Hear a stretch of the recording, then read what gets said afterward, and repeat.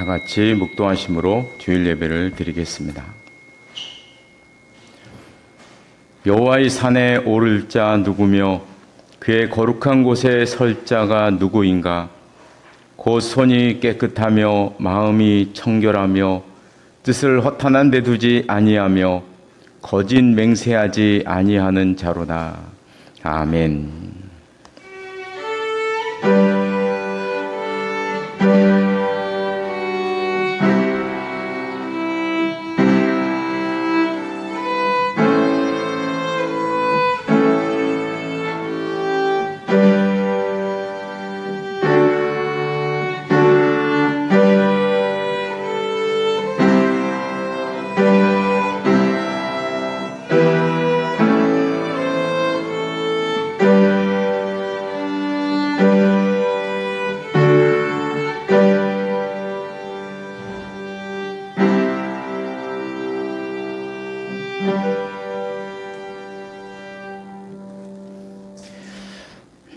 모두 일어나셔서 찬송가 5장 부르시겠습니다. 찬송가 5장입니다.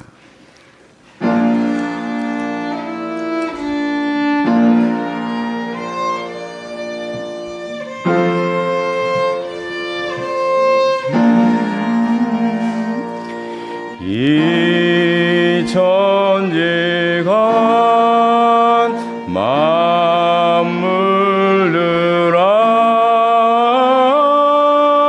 복 주시는 주 여호와 전능성부 성자 성령 찬송하고 찬송하세. 아멘.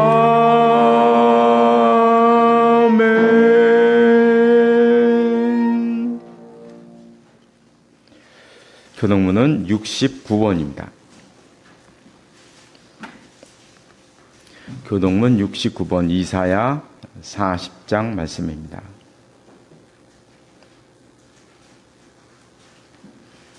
너희는 눈을 들어 누가 이 모든 것을 창조하였나 보라. 그들의 모든 이름을 부르시나니 그의 권세가 크고 그의 능력이 강하고 하나도 빠짐이 없느니라. 야곱아 어찌하여 내가 말하며 이스라엘아 내가 이르기를 내 길은 여호와께 숨겨졌으며 내 생사는 내 하나님에게서 벗어난다 하느냐. 너는 알지 못하느냐 듣지 못하였느냐 영원하신 하나님 여호와 땅끝까지 창조하신 이는 초월하지 않으시며 분비하지 않으시며 명철이 한이 없으시며 피곤한 자에게는 능력을 주시며 무능한 자에게는 힘을 더하시나니 소년이라도 피곤하며 분비하며 강성이라도 넘어지며 쓰러지게 오직 여호와를 앙망하는 자는 새 힘을 얻으리니 다른 박질하여도 곤비하지 아니하겠고 걸어가도 피곤하지 아니하리로다. 아멘. 다 같이 사도신경으로 신앙 고백하시겠습니다. 나는 전능하신 아버지 하나님 천지의 창조주를 믿습니다. 나는 그의 유일하신 아들 우리 주 예수 그리스도를 믿습니다. 그는 성령으로 잉태되어 동정녀 마리아에게서 나시고 본디오 빌라도에게 고난을 받아 십자가에 못 박혀 죽으시고 장사한 지 사흘 만에 죽은 자 가운데서 다시 살아나셨으며 하늘에 오르셔 전능하신 아버지 하나님 우편에 앉아 계시다가 거기로부터 살아있는 자와 죽은 자를 심판하러 오십니다. 나는 성령을 믿으며 거룩한 공교회와 성도의 교제와 죄를 용서받는 것과 몸의 부활과 영생을 믿습니다. 아멘. 자리에 앉으시기 바랍니다. 잠깐 기도하시겠습니다. 오늘도 살아계셔서 우리와 함께 하시는 하나님 아버지, 지난 한 주간도 날개 아래 품어주셨다가 오늘 저희들 불러주셔서 함께 예배드릴 수 있도록 인도하시니 감사를 드립니다. 2025년도가 시작된 지 벌써 반년이 지났습니다. 하나님께서는 지난 반년 동안도 저희들에게 많은 은혜를 주셨건만 저희들은 드릴 것이 없어 부끄럽기도 합니다. 그러나 하나님께서는 이런 연약한 저희들까지도 용서하시고 사랑하시는 분이심을 믿기에 이 자리에 머리를 숙였으니 저희들을 긍휼히 여겨 주옵소서.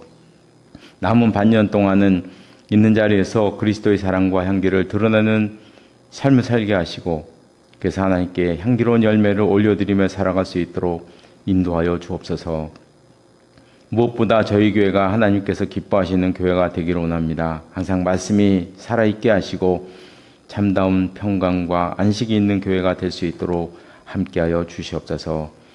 이 시간 저희들 하나님의 말씀을 듣기로 원합니다. 주신 말씀에 화답하며 살아가는 저희들 될 수 있도록 인도하여 주시옵소서.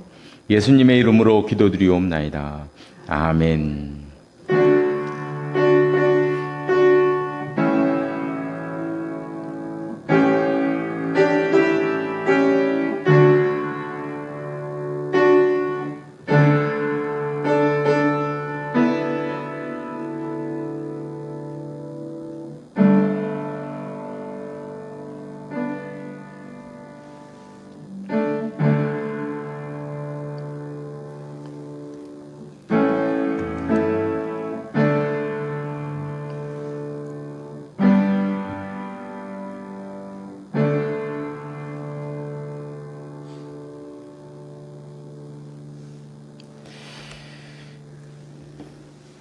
원래 연주는 버벅거리면서 배우는 겁니다.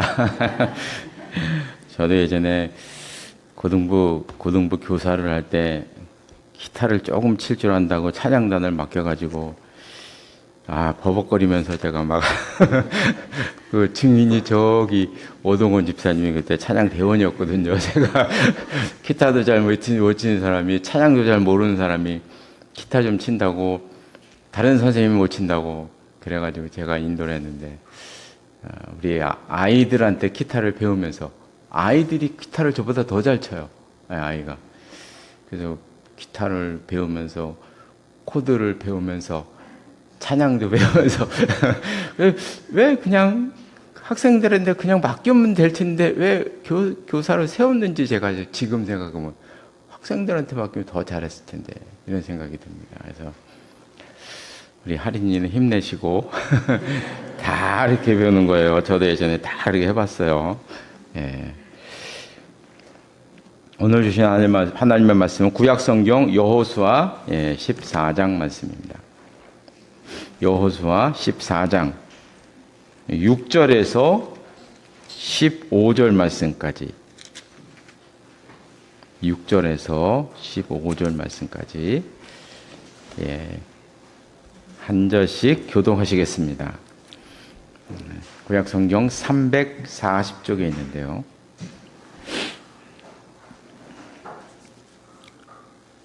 예, 14장 6절로 15절. 제가 6절 말씀을 읽겠습니다. 그때에 유다 자손이 길갈에 있는 여호수아에게 나아오고 거니스 사람 여분네의 아들 갈렙이 여호수아에게 말하되 여호와께서 가데스 바네아에서 나와 당신에게 대하여 하나님의 사람 모세에게 이르신 일을 당신이 아시는 바라.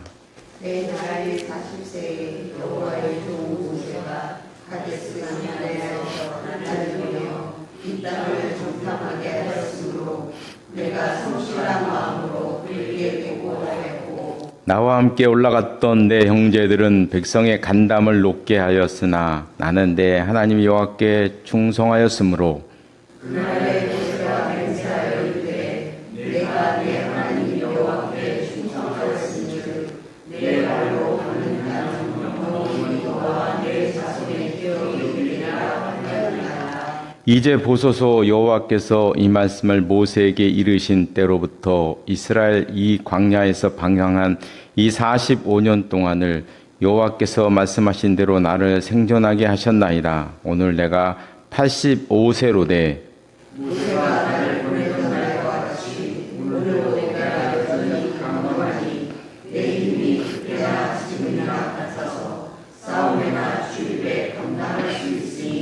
그날에 여호와께서 말씀하신 이 산지를 지금 내게 주소서.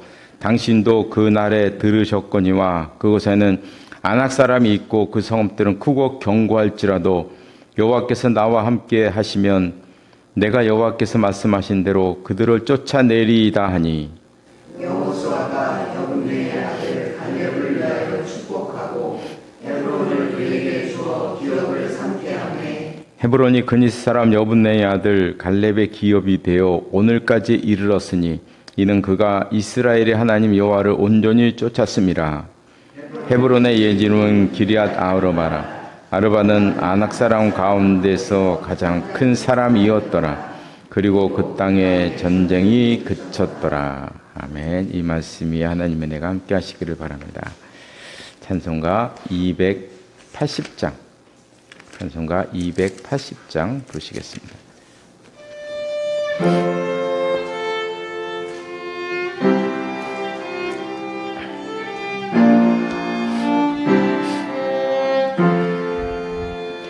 전부여 의지 없어서 손 들고 옵니다.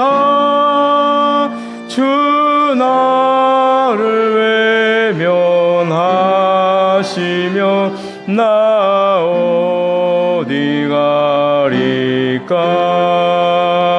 내 죄를 씻기 위하여 피 흘려 주시니 곧 회개하는 마음으로 주 앞에 옵니다. 처음부터 계신 주께서 영육을 죄인을 보혈로 구해 주시니 그 사랑 한없네. 내 죄를 씻기 위하여 피 흘려 주시니 곧 회개하는 마음으로 주 앞에 옵니다. 나의 쓰지함으로 큰 권능 받아서 주님께 구한 모든 것 늘 얻겠습니다. 내 죄를 씻기 위하여 피 흘려 주시니 곧 회개하는 마음으로 주 앞에 옵니다. 아멘.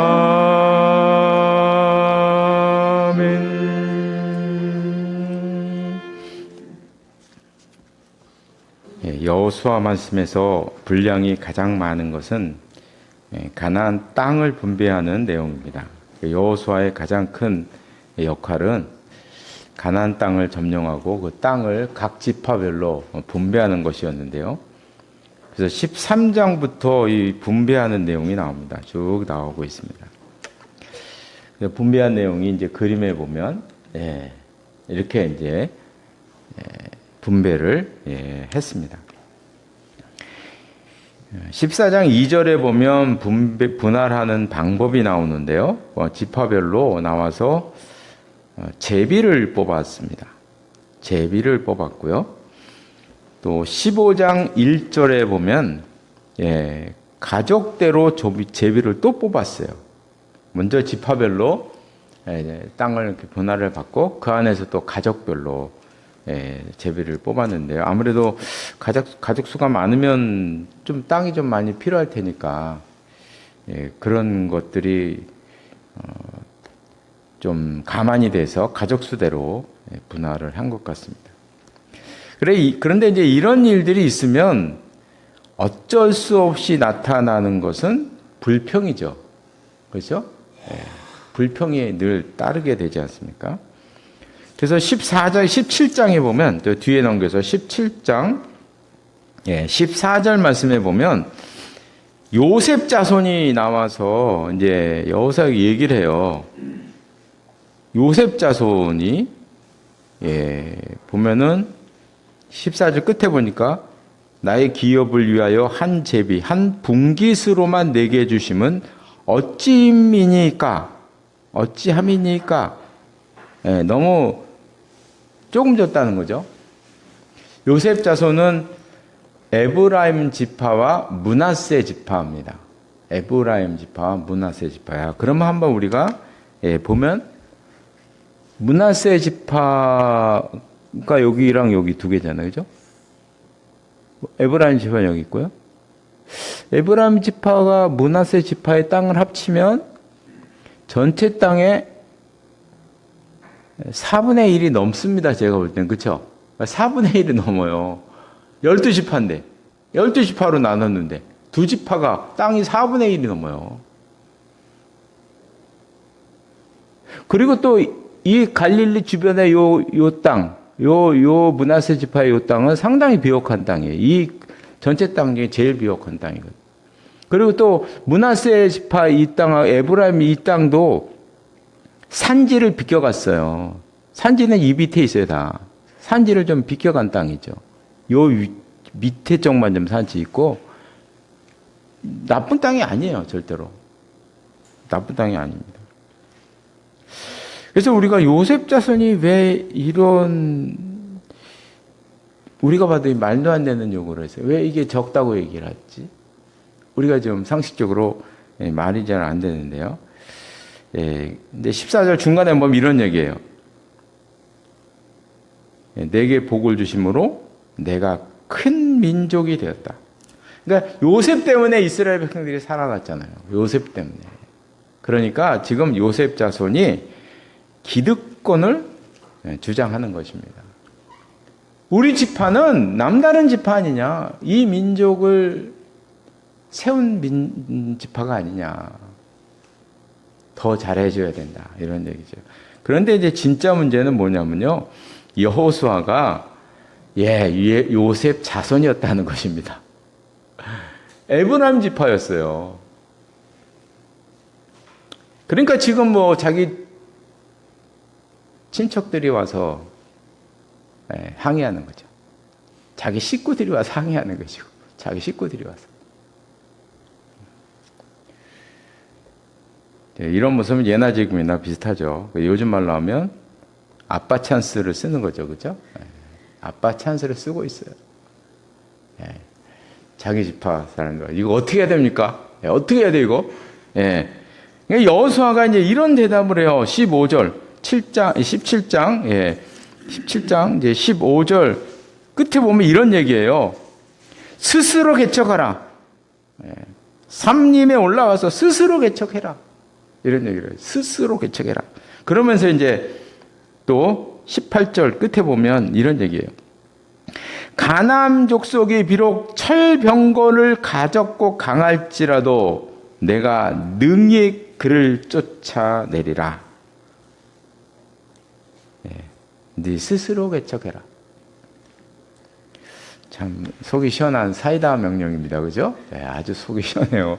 자기 친척들이 와서 막 얘기할 때 그냥 내치는 이 여호수아의 모습. 그래서 우리나라 정치인들도 좀 이런 마인드를 가지면 얼마나 좋을까 하는 생각을 해보았습니다. 이제 오늘 본문은 이제 본격적으로 분배하기 전에 일어난 사건인데요. 다른 족속은 전부 제비를 뽑아서 땅을 줬어요. 그러나 유다 지파, 특히 오늘 본문에 나와 있는 이 갈렙이라는 사람. 사실 지금 이제 성경 인물에 대해서 얘기하는데 여호수아하고 그냥 넘어갈까 하다가 사무엘로 넘어갈까 하다가 이 갈렙이라는 인물이 자꾸 마음에 걸려서 이 갈렙이라는 인물이 이게 보통 사람이 아닌데 여호수아의 그늘에 가려가지고 2인자로 살아간 인물이거든요. 평생 여호수아 그늘에서 2인자로 살아간 인물인데 이 인물이 대단한 인물이거든요. 대단한 인물. 그래서 이 인물을 좀 잠깐 보고자 합니다. 여호수아에게 나와서 땅을 요구하는 장면이 나옵니다. 12절에 보니까 오늘 보면 12절에 보니까 이 산지를 지금 내게 주십시오. 이 산지를 내게 달라. 그리고 땅을 지목해서 이 땅은 나에게 꼭 주셔야 된다. 이런 이야기를 하고 있습니다. 그래서 이 산지를 지금 내게 주소서. 아주 공격적이고 강렬한 의지가 담긴 말입니다. 그래서 세미나 주제로 많이 사용하고 있고요. 제가 이제 인터넷을 쳐보니까 이 산지를 내게 주소 쳐보니까 노래 있더라고요. 노래가 제일 먼저 딱 뜨더라고요. 이거 가사로 노래 제목도 있었습니다. 이 갈렙의 나이를 생각해 보면 갈렙의 나이는 여호수보다 한 5살 이내로 어린 것 같아요. 한 5살 정도로 어린 것 같아요. 그만큼 더 벌어지진 않았어요. 한 5살 정도. 그래서 여호수아가 지도자가 된 것은 제 생각에는 순전히 이 나이 때문이 아니냐, 나이 때문이 아닌가 이런 생각을 해봅니다. 그리고 이 갈렙은 유다 지파의 수장이었는데 이 유다 지파는 12지파 중에서 가장 강한 지파였고 전쟁이 일어나면 항상 먼저 나가서 전쟁을 치른 지파이 유다 지파입니다.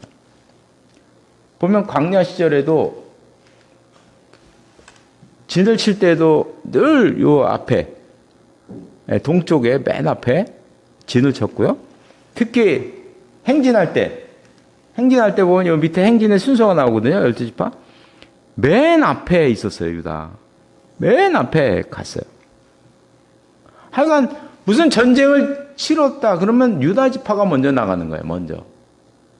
가장 강하고 가장 열정적인 그런 민족이 바로 이 유다 지파였습니다. 그리고 나중에 이제 다윗과 결국 이 유다 지파가 왕족이 되죠. 왕이 되죠. 다윗도 나오고 그리고 예수님도 이 지파에서 나오게 됩니다. 그럼 유다 지파가 이렇게 강하게 된 그 이유가 무엇이었는가? 그걸 우리가 한번 따져 들어가 보면 갈렙이라는 인물이 나오게 되는 거죠. 갈렙. 그래서 이 갈렙으로 인해서 유다 지파가 이렇게 강한 민족이 되었다. 지파가 되었다는 거죠. 이런 강한 면모가 바로 오늘 본문에 나오는 것입니다. 그럼 갈렙이 요구한 땅을 우리가 한번 살펴보면 도대체 갈렙이 왜 이 땅을 요구했느냐? 그 땅을 한 2가지 특징을 살펴볼 수가 있는데요. 먼저 첫 번째 이유는 12절 중간에 보면 이런 말이 나와요. 그곳에는 아낙 사람이 있다. 이런 말씀이 나와요. 그리고 그 성읍들은 크고 견고할지라도 이런 말씀이 나오고 있습니다. 아낙이라는 민족이 살던 지역이라는 것입니다. 아낙 자손이 있기에 내가 가야 합니다. 이렇게 얘기를 하는 거예요. 이 갈렙은 아낙이라는 민족하고는 관계가 있는데요. 민수기 14장에 보면 나오는데 오늘 보면 7절에도 나와요. 7절에 보면 내 나이 40세 때 여호와의 종 모세가 가데스 바냐에서 나를 보내어 이 땅을 정탐하게 하였으므로 지금부터 40년 전에 모세가 12명의 정탐꾼을 보냈잖아요. 여기 보면은 이 지파 나눈 거고요. 그 당시에 이 가데스 바네아에서 정탐꾼 12명을 보냈어요. 지파별로 한 명씩. 그래서 정탐을 했는데 어디를 정탐했냐면 바로 이 땅을 정탐했습니다. 여기를. 베들레헴, 예루살렘이 여기 있습니다. 베들레헴과 예루살렘과 헤브론이 있는 이 땅을 정탐을 하고 돌아온 곳이었어요. 정탐을 했던 지역입니다. 갈렙은 12명 가운데 한 사람이었고요. 12명 가운데 우리가 아는 것처럼 10명은 가나안에 들어가지 말자. 왜냐하면 그 민족이 너무나 강하다. 우린 상대가 안 된다. 반대를 했습니다. 단지 여호수아와 갈렙만이 찬성을 했는데 그때 이 정탐꾼들이 눈으로 봤던 민족이 바로 아낙 자손이었다는 거예요. 아낙 자손. 그때 10명은 이렇게 얘기했어요. 그들에 비하면 우리는 메뚜기와 같습니다. 우리는 그들의 노예가 될 것입니다. 그러니까 온 백성들이 울고불고 난리가 났었거든요. 결국 그 10명의 보고 때문에 가나안 땅에 들어가지 못하고 40년 동안 광야에서 유리하며 지냈습니다. 이때 이제 여호수아 갈렙만이 이길 수 있다, 들어가자고 얘기했는데 그때 사실 앞에 나가서 얘기한 사람이 여호수아가 아니에요. 갈렙입니다. 갈렙이 얘기를 했어요. 갈렙이 모세 앞에서 백성을 조용하게 하고 이르되 우리가 곧 올라가서 그 땅을 취하자 능히 이기리라고 갈렙이 이야기했어요. 그리고 여호수아는 그 밑에서 동의를 한 것이죠. 그래서 우리는 이제 이 사건을 좀 객관적으로 볼 필요가 있어요. 항상. 사실 이 당시 정확한 보고를 한 것은 여러 가지 정황을 보면 10명의 정탐꾼이 객관적이고 정확한 보고를 사실 한 것입니다. 이 아낙이라는 민족은 거인 민족이었다고 알려지고 있어요. 이 보통 민족이 아닙니다. 거인 민족이에요. 그러니까 다시 말하면 그냥 그 아낙 자손의 보통 사람들이 다 골리앗이었던 거예요. 다 골리앗인 거예요, 골리앗. 그 거인 민족이었어요, 거인 민족. 그리고 아낙 자손이 살던 이 지역은 아주 험한 산지로 유명해요. 여기 보면 여기에요, 여기가 이스라엘 땅에서 가장 험한 산지예요. 가장 험한 산지. 가장 험한 산지다 보니까 요새 지역이 있던 거지, 요새 지역. 그러니까 요새 지역에 산꼭대기에다 성을 졌으니 나중에 다윗이 예루살렘에 이곳에다 수도를 정한 이유가 있거든요. 요새 지역이었기 때문이에요. 그 산꼭대기에다가 도시를 만들어 놓은 거예요. 그러니까 얼마나 튼튼하겠습니까? 그 성이. 그걸 키는 장대해가지고 2m 50에서 3m 되는 그 거인들이 있었으니 너무나 강력했던 것이죠. 반면에 당시 이스라엘은 출애굽을 한 지 지금 한 2년도 안 된 시기였거든요. 출애굽을 한 지 2년밖에 안 됐어요. 400년 이상 애굽에서 억압받으며 살았고 군사훈련 제대로 한번 못 받았는데 무기도 변변히 있었겠어요. 그러니까 아낙 자손과 한번 비교해보면 자기는 메뚜기가 맞죠. 틀린 보고가 아니에요, 사실. 10명이. 그에 비하면 여호수아 이 갈렙의 보고, 아까 갈렙의 이야기는 이게 좀 어떻게 보면 허황된 얘기죠. 허황된 얘기. 뜬구름 잡는 얘기가 될 수가 있다는 것입니다. 그런데 하나님께서는 10명의 정탐꾼을 책망하십니다. 그 이유를 생각해 보면 그 이유는 간단합니다. 이 10명의 보고에는 그 보고 내용 속에서는 하나님을 찾을 수가 없어요. 실제로 10명의 보고 내용을 쭉 살펴보면 하나님이라는 단어가 하나도 등장하지 않아요.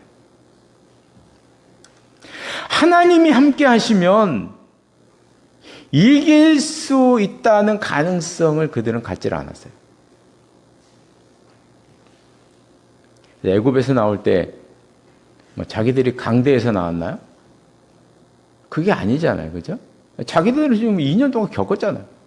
홍해를 건널 때 자기들이 강에서 건넜나요?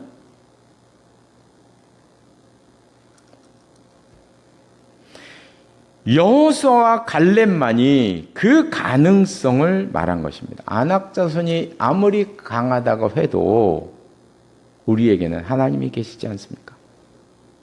이런 가능성을 보았다는 것입니다. 하여간 45년 전에는 지금 나이가 85세거든요. 그러니까 이제 45년 전에는 10명의 반대로 들어가지를 못했어요. 그러니까 이 사건을 우리가 한번 갈렙의 입장에서 보면 가나안 땅을 바로 앞에 두고 가지를 못하는 거 아니에요. 뒤돌아가는 거 아니에요. 그래서 이때 갈렙의 마음은 큰 분노와 원통함이 가득 찼을 것입니다. 들어가면 저 내 땅인데. 그렇게 바라던 가나안 땅을 앞에 두고 믿음이 없음으로 뒤돌아가는 것입니다. 그래서 이제 45년 만에 가나안 땅에 다시 돌아온 거예요. 예전에는 이 밑에서 올라갔잖아요. 그죠? 가데스 바나에서 이렇게 올라갔거든요. 근데 이제 이렇게 가지 못하고 여기가 돌아서 이 요단강을 건너서 일로 요번에는 이제 밑에서 간 게 아니고 위에서부터 내려가는 것입니다. 위에서부터 이렇게 내려가는 이런 와중에 지금 있는 것입니다. 45년 전에 자기가 정탐하고 보았던 그 아낙 자손을 앞에 두고 지금 갈렙이 이야기하는 것입니다. 그 땅을 나에게 주십시오. 나에게 주십시오. 9절 말씀에 보면은 이런 말씀이네. 그날에 모세가 맹세하여 이르되 너가 내 하나님 여호와께 충성하였은즉 내 발로 밟는 땅은 영원히 너와 내 자손의 기업이 되리라. 이렇게 모세가 갈렙에게 약속을 한 것 같아요. 네. 분명히 가나안 땅에 들어가서 너가 발로 밟는 땅을 내가 갈렙 너에게 줄 것이다. 그건 유다 지파에게 주겠다는 얘기죠. 그래서 내가 내 발로 밟는 땅이 구체적으로 아낙 자손의 땅을 지칭하는 건지는 모르겠어요. 그런데 아마 그 당시 이 말씀의 뉘앙스가 정탐하고 봤던 그 땅을 얘기하는 것 같아요. 그 땅을 내가 너와 내 자손에게 주겠다. 이렇게 모세가 약속을 했던 것 같아요. 그러니까 이제 다른 지파에게 땅을 분배하기 전에, 제비 뽑기 전에 이 얘기하는 거죠. 모세가 약속한 그 땅 나한테 주십시오. 이렇게 이야기하는 것입니다. 이 갈렙에게는 무려 45년이라는 긴 기다림이 있었습니다. 그래서 우리가 갈렙의 상황을 생각해 보면 아마도 갈렙은 45년 전에 자기가 보고했던 그 보고가 맞았다는 것을 증명하고 싶었던, 그러니까 이스라엘 백성들 앞에서 그것을 보여주고 싶었던 것이 아닌가. 그때 내 보고가 맞았다. 그런 것 같아요. 이 땅을 달라고 한 두 번째 이유를 찾아보려면 이제 13절과 14절에 보면 헤브론이라는 말이 나와요. 14절에 헤브론. 헤브론 지역이었기 때문이에요. 헤브론이 여기 있잖아요. 헤브론이 여기 있고 요 바로 위가 예루살렘이고 그 바로 위가 베들레헴입니다. 요게 이스라엘 땅 중에서 가장 험한 산지이고요. 이 땅입니다. 이 헤브론 땅이 중요한 이유는 이 헤브론 땅에는 아브라함과 이삭과 야곱의 무덤이 있기 때문이에요. 묘지가 있어요. 한번 창세기 49장에 보면 야곱이 죽기 전에 유언하는 장면인데 유언할 때 이런 얘기를 해요. 이 굴은 이게 막벨라 굴을 얘기하는 건데 이게 헤브론 땅을 얘기하는 거예요. 이 굴은 가나안 땅 마므레아 막벨라 밭에 있는 것이라 아브라함이 햇사람 에브론에게서 밭과 함께 사서 그의 매장지를 삼았으므로 아브라함과 그의 아내 사라와 이삭과 그의 아내 리브가와 나도 레아를 그곳에 장사하였노라. 나중에 자기도 거기에 들어가죠. 그래서 아브라함과 이삭과 야곱의 묘가 있는 곳이 헤브론이었다는 것이죠. 그래서 우리가 이런 것을 생각해 보면 이스라엘 입장에서 보면 다른 땅은 점령하지 못해도 이 땅을 점령해야죠. 그렇죠? 이 땅을 점령해야죠. 왜요? 자기 선조 무덤이 있는 땅인데 여기를 점령해야죠.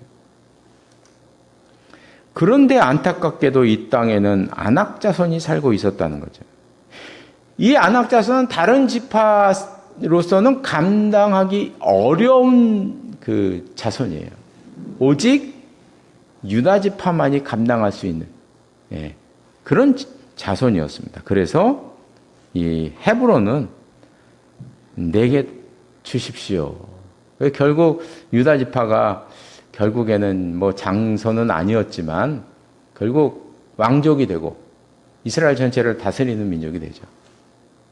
그 정당성이 바로 헤브론의 그 조상의 묘지입니다. 이제 말씀을 마치겠습니다. 제가 이 갈렙의 사건에서 은혜를 받는 것은 갈렙의 연세가 85세였다는 거죠. 40세에 정탐꾼으로 가서 지금 45년이 지나서 85세가 된 것입니다. 지금 이 갈렙은 45년 전에 그 느꼈던 그 원통함, 가나안 땅을 앞에 두고 되돌아갈 때의 그 원통함 있잖아요. 분노심, 이것을 간직하고 있었습니다. 요즘 말로 하면 이 갈렙은 자기 꿈을 무려 45년 동안이나 그 마음에 지니고 있었다. 본문은 그 노인이 그토록 바라던 자기의 꿈을 떨리는 음성으로 얘기하는 것입니다. 이 산지를 나에게 주십시오. 사실 이 말씀의 의미는 이 안악자손을 칠 수 있는 지파는 우리밖에 없다는 거죠. 유다밖에 없다는 거예요. 유다밖에. 그래서 저는 이제 이 모습을 보고 이런 생각이 들어가요. 오늘 본문에 아주 진짜 부러운 말씀이 있죠. 11절에 보면 갈렙이 이런 얘기를 해요. 모세가 나를 보내던 날과 같이, 그러니까 40대처럼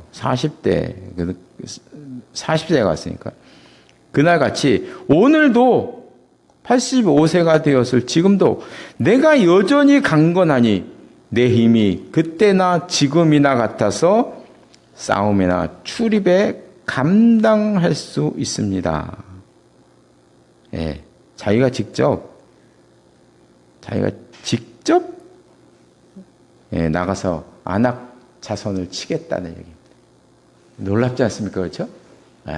놀라운 이야기를 저는 이 말씀 보고 너무 부러웠어요. 그때나 지금이나 똑같아. 얼마나 부럽습니까? 그러죠? 그래서 저는 이런 생각을 해봤어요. 11절을 보면서. 이 갈렙은, 이 꿈 때문에 산 것이 아닌가? 광야 40년의 모진 세월을 이 꿈 하나 때문에 견뎌온 것이 아닌가 할 정도예요. 11절 말씀해 보고. 그러니까 이 꿈 하나가 갈렙을 지금까지 그 인생을 이끌어왔다 해도 절대로 틀린 이야기가 아니다. 바라는 것은 우리들도 이 갈렙과 같은 이런 꿈과 믿음을 가지고 너무 강렬한 분이에요. 이 갈렙은 너무 강렬한 분이에요. 이런 믿음과 꿈을 가지고 살아가는 우리 모두가 되시기를 바랍니다. 기도하시겠습니다. 하나님 아버지, 우리가 오늘 본문 가운데서 갈렙의 모습을 보았습니다. 갈렙은 45년 전에 믿음이 없음으로 다시 되돌아갈 수밖에 없었던 그 마음의 원통함과 분노심을 가지고 45년 동안 살면서 한시도 잊지 않았던 그 헤브론 땅, 자기가 정탐했던 그 땅, 45년 전에 눈으로 보았던 바로 그 땅을 나에게 주십시오 말하는 그 장면을 저희들이 보았습니다. 무려 45년 동안 갈렙은 그 땅을 잊지 않았고 그때의 그 느꼈던 그 분노심을, 원통함을 잊지 않고 45년을 그 꿈을 가지고 살았던 노장의 모습을 저희들이 보았습니다. 하나님, 기도하는 것은 저희들에게도 은혜를 베풀어 주셔서 갈렙과 같은 믿음과 용기와 꿈을 가지고 살아가는 저희들의 삶이 될 수 있도록 인도하여 주시옵소서. 예수님의 이름으로 기도드리옵나이다. 아멘. 모두 일어나셔서 찬송가 436장 436장 부르시겠습니다.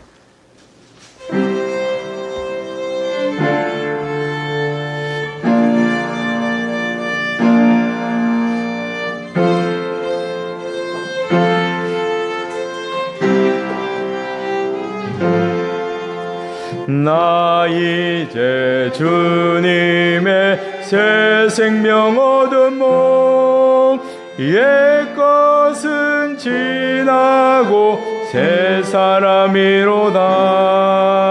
그 생명 내 맘에 강같이 흐르고 그 사랑 내게서 해같이 빛난다. 영생을 누리며 주 안에 살리라. 오늘로 내일로 주 함께 살리라. 주 안에 감추인 새 생명 얻으니 이전에 좋던 것 이제는 값없다.